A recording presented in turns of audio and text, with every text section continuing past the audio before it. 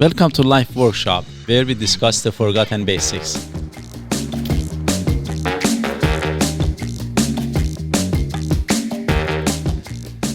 We are going to be talking again about gratitude part 3 this time.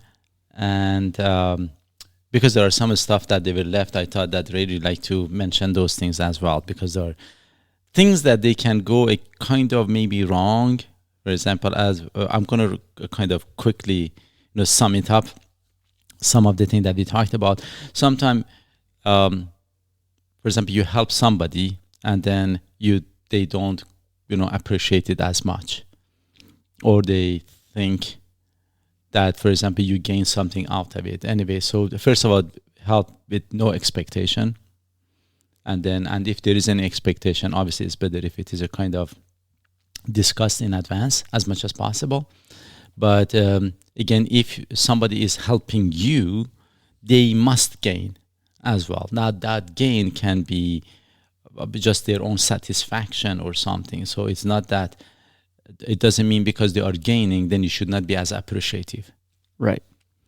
There's something that is a political, or I always say political, it's not. It's a philosophic thing, though, that people, it's some form of altruism or some form of like extreme Marxism or something. They think that if you help someone, you can't gain.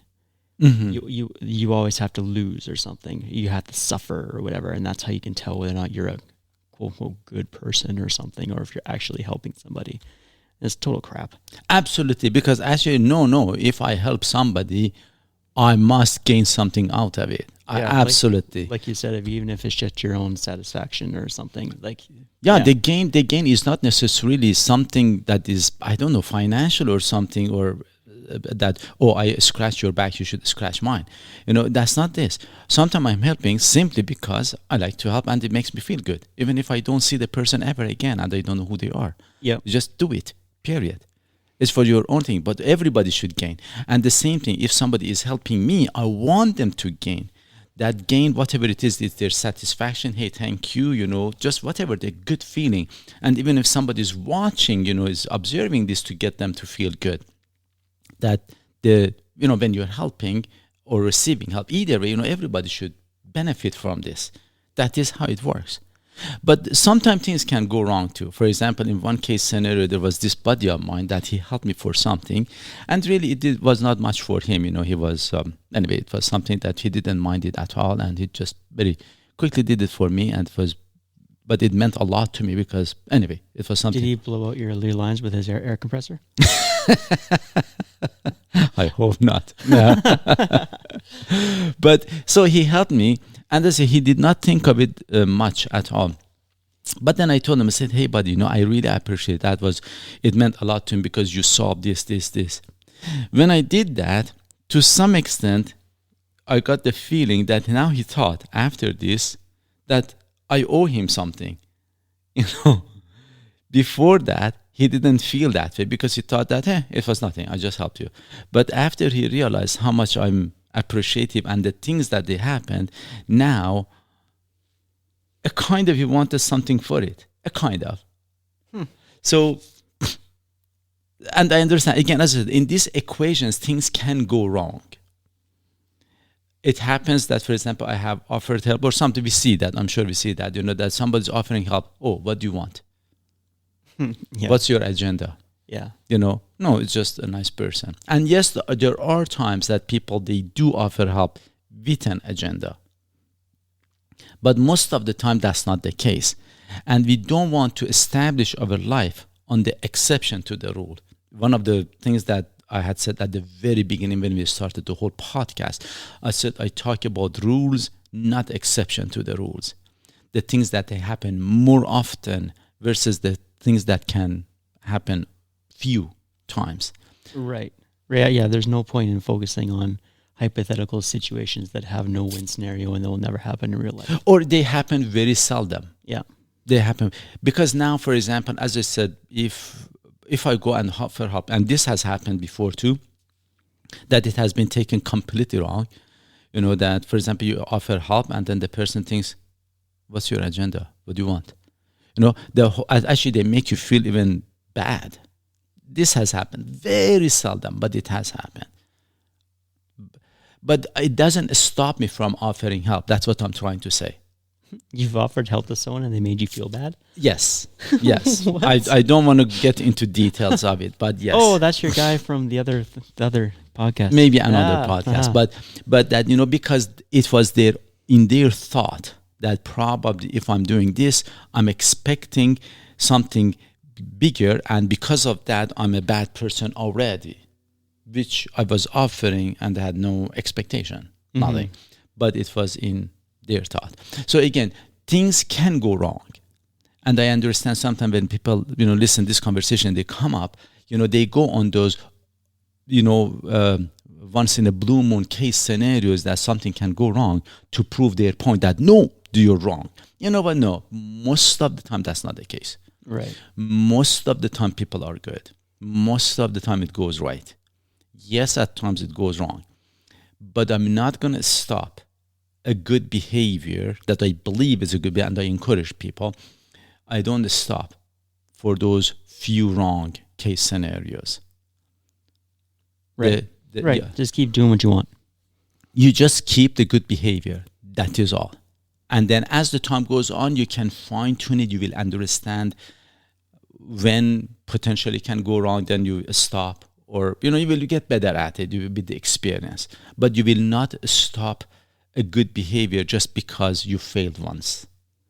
Or because it went wrong once or twice. But most of the time is working. So again, that is what I'm trying to say. I'm going to twist it in a different way. They say that one of the main reasons employees leave jobs is because they don't feel appreciated. I'd say that's true. But on the same token, it has happened that, for example, I have personally, in one case scenario, for example, I appreciate one of my staff that, years ago, that, you're doing really great, or this thing. And then the first thing that she says, so when can I get the raise? Yeah. So at times, and in this case, she was serious. And I think she was getting paid well enough. But now, as soon as I said thank you for doing this, all of a sudden, so things can go wrong. That is what I'm trying to say. And it actually stayed that way, which I had to have this conversation with her, that it doesn't mean because I came and said thank you for everything I should pay you. This is not we just don't, it's not a transactional thing at times. Right. It just doesn't work like that. You don't value everything with money. Right. And then I had this conversation because of her. Actually, I went and because I was wondering how I should handle this, because it became more serious. She was just asking. And I personally believe, and I discussed actually with a few people that they knew about this stuff, that the pay was very reasonable. And I'm not going to give in, because I told her now I don't dare to come and say thank you again, because I have to raise your wage. For every thank you, I should add dollars to it. I said that's a very bad case scenario. Yeah. So we want to be aware. It's just generally we can be as takers, or anyway. Even if I was an employee, again I would do the same thing. That if I would say, am I getting paid enough or not, fairly or not, and I would discuss it that way. Not because somebody says thank you. I'm not going to go as a joke. Sometimes I tell to my clients when they come, if for example I do something that they feel a lot better, say, hey, I was not supposed to make you feel this good. If you feel that good now, then you have to pay me more. Yeah. Which I say it as a joke, but at times we make those mistakes that we think that for everything we want to get paid in a way. And that's a wrong thing to do. Yeah.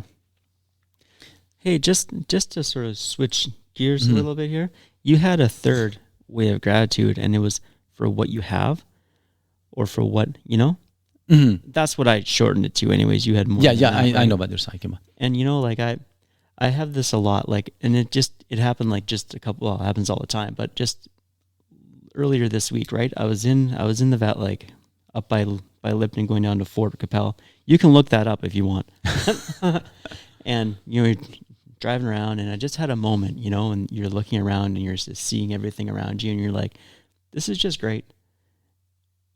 And in moments like that, and I probably have those every every day. Well, every day probably for sure, Mhm. right? And and for me, because I'm Christianish in a way, and that's when I sort of thank like God for that, right? I'm thanking something. I'm trying to be grateful, or in my own mind, that's what I'm thinking. I'm like, wow, this is an amazing place, and you just feel grateful for everything that you have, right? And everything around you in this crazy, complicated system that we live in, that's so just amazing, Actually, right? And yeah. that's how I do it, right? So you, as a dirty atheist, how do you show your appreciation? Hey, you don't have dirty atheists. You have just good, clean. That's the only thing, atheists. No, as a matter of fact, the thing they said now, you brought this up. I'm very appreciative for the things that I have. So, and this is one big mistake at times we make. At times we we think about what we don't have. We just focus on what we don't have versus the things that we have. Sure. And then I guess, yeah. And when we lose something, then we start, oh my God, it was such a good time when we had it. Now we don't. Yeah. When we lose our health, when we lose whatever, freedom, when we lose something or a friend or something, it happens. But again, at that time that we have lost something or somebody, we look back, oh my God, I didn't appreciate that. The question is, do you appreciate the thing that you have right now? Right. It's just a behavior that you appreciate the things that you have, or do you focus on the things that you don't have? So how do I feel about the dirty atheist? I'm going to show you. No. Just kidding. That's what I'm just saying. That's what you are. But how do you show appreciation like, how do you express it? I guess. For example, I have said, I love my house. Yeah. I said that I love the fact that there are big windows I can see outside. Very simplistic thing. We were talking about the birds and the colors that are changing right now. This is in fall that we are doing this podcast. I really enjoy the simplistic thing. I really, really do, and I practice this. That especially as one reason I do the podcast. In all honesty, first is for me. Right. Second is for you, the audience, you. And the third is for others. And first for me, for example, myself now, I'm thinking, as soon as even if I lose something, I think about the things that I have left. Versus, oh, I had that, I lost it, I should have appreciated it, or I was appreciating it. Right. Now it is gone. No, if it's gone, it's gone. Yeah. Now I'm going to start focusing on what I have and again appreciate what I have. And the things that I have, for example, there are lots of things we have. We have the freedom in here. And as a matter now, I'm changing it a bit further. They say this Sean Anker has this book, Happiness or something, that he recommends, which I strongly encourage people to practice that. He said if for 21 days, every day you write something that you're appreciative of, and you cannot repeat that, it should be a different thing, then it will make you happier. And the reason is because you start to learn. For the first few days, you might be able to come up with the stuff, but then you will run short of the stuff. And the reason is because if you're not used to, you're not focused on the good things that are happening. But if you do it for 21 days, you start practicing and you're learning how to find things that you're appreciative of in your life. And then you realize there are the simple things, very simple things. Hey, what a beautiful, sunny day. Hey, for example, in Iran right now, there are this protest that's going on for women not having the rights. I mean, the guys don't have rights, so don't worry about that. Nobody has rights. Just the mullah, the damn ayatollah does some stupid thing. So, for example, when you see that, if we appreciate the fact that we are in this great country, we have a stupid winter, yeah. But I love it the way that it is. I way love this more than being that stupid, government, under that stupid government that, with the lack of freedom. So if we appreciate those things, and sometimes we have to just compare. Life is a comparison. Remember this though. If we compare with other people that are in different situations and we put ourselves in their situation, then we appreciate the things that we have more.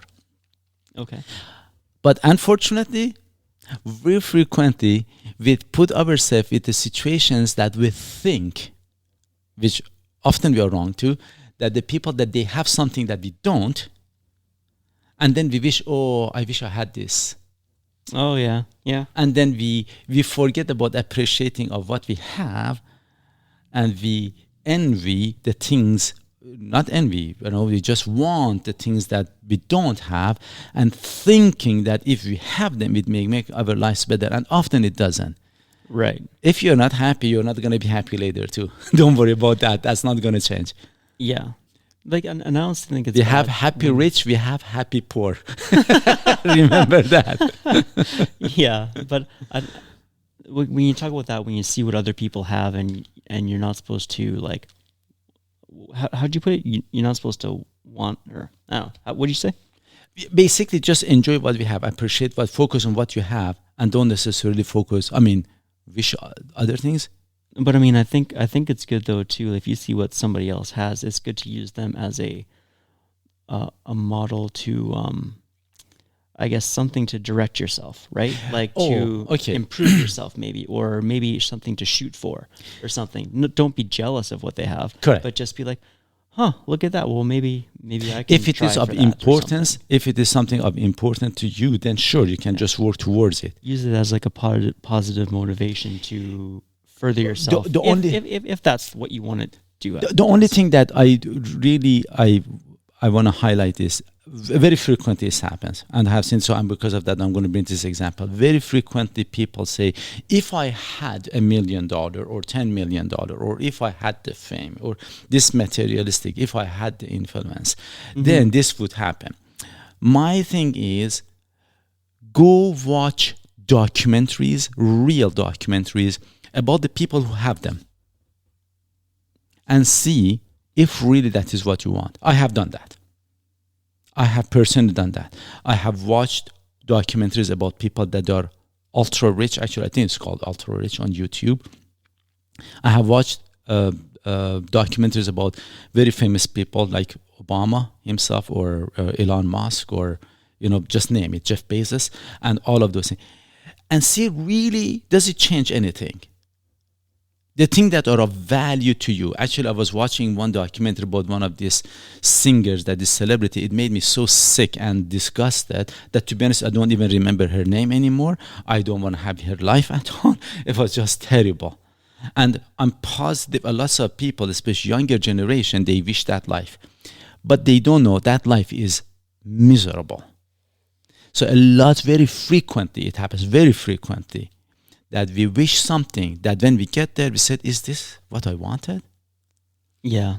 So because of that, when we say that about, to make it a goal, which I understand where you're going with that, but I want to make sure that we differentiate between the two. If something is of value to you, think about that and see, is this really what you want? Examine it.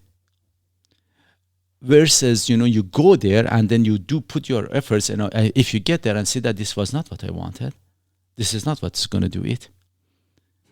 Or the wealth, isn't it up to you to make it what you want?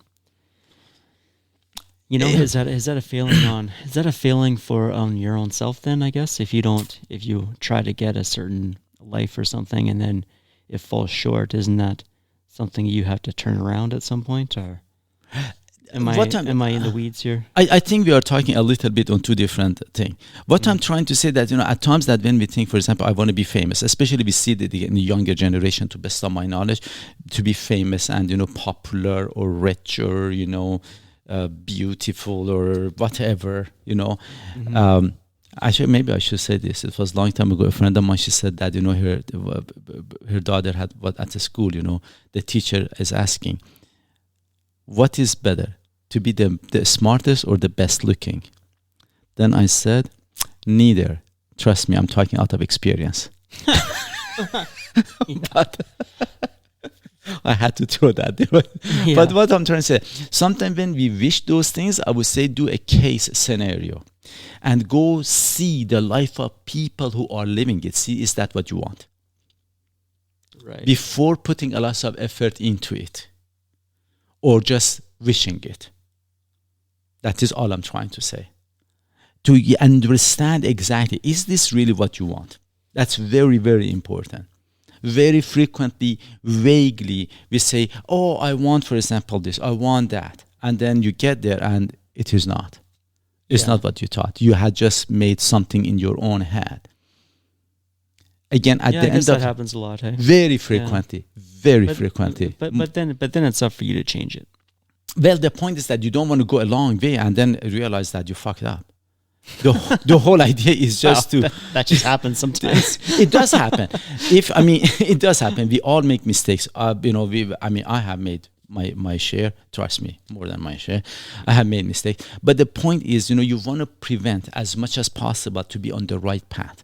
And for that, again, I said, if something really you want badly, again, go see people. You check. There are lots of. The good thing about nowadays, YouTube and these things are documented real life. And if you know them, go for real, see their life. See, is this exactly what you want? And they played day by day. Now I'm taking it a bit further. I had this friend of mine, this young man. He has come from Afghanistan. He had nobody. He had lost his family. He's just all by himself. This young man. He comes to Canada, and then he had a lot of difficulty. I was helping him, to just get going because he did speak Persian. And then he was wishing, that if he would win the jackpot. Yeah. And then once I went and said, you know what, let's just picture that you have won the jackpot. Woohoo. Now, yeah, and you won 50 million. Just you pick the number, $50 million. I said, what would you do? It sounds very good, right? Yep. So we started talking about this, and this is the interesting part. I said, we had gone for a coffee, became a long coffee, but let's do it in a very, very real way. What would you do with the $50 million? And then he started thinking, I'm trying to cut it a kind of, short, make it quick. I would buy a house. Where would you buy the house? How big of a house would that be? So he decides. And then I said, so what would you do? Would you work? Well, not really. I said, so what would you do during the day when you wake up in the morning? Well, I have people doing this, doing that, doing that. So what would happen to your health? How would you feel about that? Just imagine you pick up, for one day you don't work, and then for the second day, and you don't work. Why do you want to get up in the morning? We went through a very exact case scenario. And then I said, okay, so who are going to be your friends? Because your friends, they haven't won the jackpot. And then when you go out with them, who would spend? It's whoever you abide to be your friends. That's all. Exactly. And then how good a friend would that be? We went through and then would you get married or would you date somebody, with all the, things that you have? And who would that be? We went through it, and then he realized, he said, actually, then he changed his mind. He said, you know what, I'm going to start a construction company. I said, good enough. Seriously, and this was a construction. I don't know why construction, but, that was the thing. I said, so what would you do? Do you know about construction? No. So would you go to a school? No. I said, so if I don't want to go to a school. And I said, right, you're right, you're $50 million rich. Why should you bother going to a school anymore?